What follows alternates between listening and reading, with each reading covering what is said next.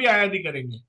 और फ्लैट और अपार्टमेंट की जो बात हो रही है उसमें एक्सटेंशंस और कट्स, वास्तु शास्त्र जब हम चेक करते हैं, बात करते हैं वास्तु की, तो उसमें अलग से पूरा एक हर ग्रंथ में चैप्टर है एक्सटेंशंस और कट्स का।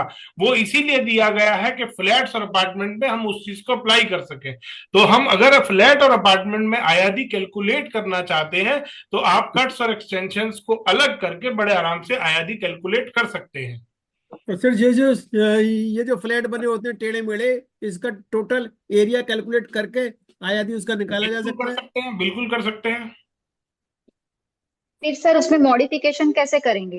नहीं, मॉडिफिकेशन नहीं कर सकते आप। सिर्फ इतना कर सकते हैं कि अगर उसमें आप फिगर वो लेके चल रहे हैं, फिट में लेके चल रहे हैं, तो मैक्सिमम आप उसमें इस तरीके की वास्तु रेमेडी कर सकते हैं कि आप वो 1 फीट का कोई इस तरीके से आप उसमें पैनलिंग करा दे कि आप उस एरिया को यूज नहीं कर रहे हैं। That's it.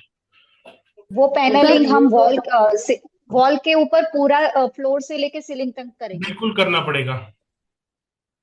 सर ये अम, जो आपने फॉर्मूला सर दिया वो इरेग्युलर शेप में कैसे इम्प्लीमेंट होगा? ये तो आया रेक्टेंगुलर और स्क्वायर के लिए ही इम्प्लीमेंट होगा ना।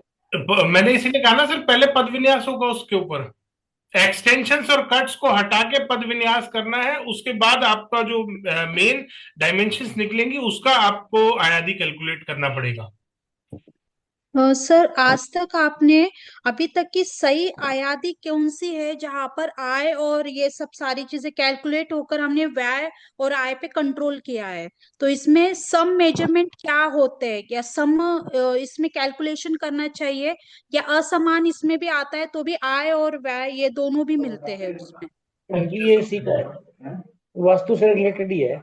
मैं समझा नहीं क्या क्वेरी है आपकी। सर